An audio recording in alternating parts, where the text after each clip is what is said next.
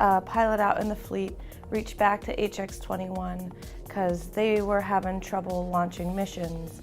Winds were always outside of the limits of the envelope. Flight envelope is for dynamic interface.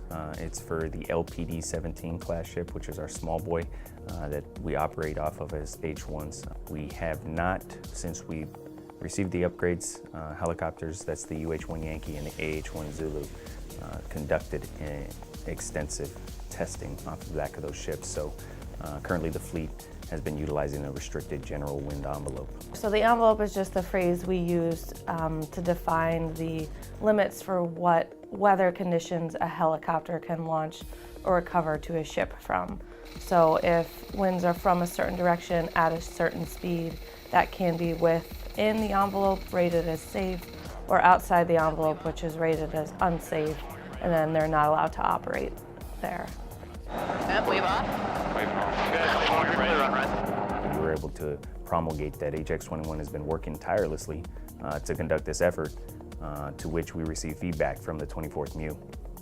The detachment OIC reached out to us and wanted to know, hey, how quickly, just doing a feasibility of support, can we get out there and work with his detachment? I received an email saying, hey, this is what we're facing right now. We've had to terminate certain missions or not be able to do certain missions because we couldn't launch that UH-1Y to support, which is also affecting the Navy as well. So that's how it began, and we began to just work the process of getting a test plan in place and getting authorization from the program office and from chains of command to go do that testing.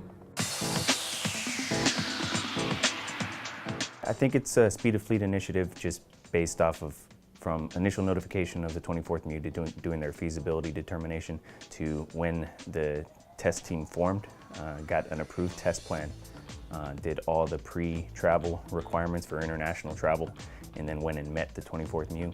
We were within a month time period. We were out there for just around 2 weeks on the boat.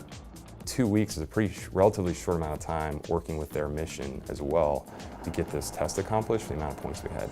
The crux of it is they had a document in hand within 9 days of us arriving back here that allowed them to have a larger wind envelope or higher winds and different directions they could operate in than they had before.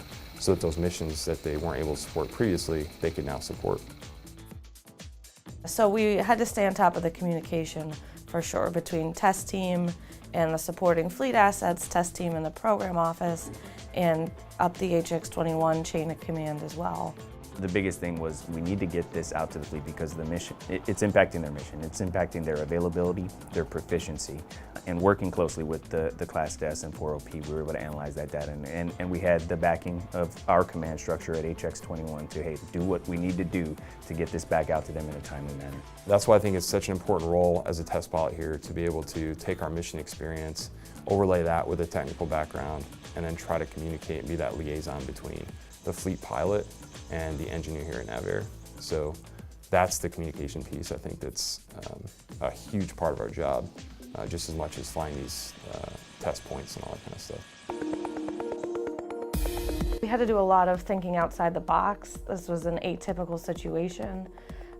So for other projects or lessons learned, I would say, don't just follow the same path you've been following. Try to come up with new ideas or new methods. It paid off for us.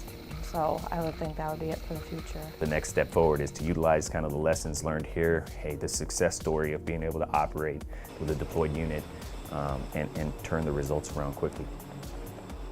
They can't wait for it, they have to keep doing the same job. So if what we're testing helps them do that job, we want to get it to them as soon as we can.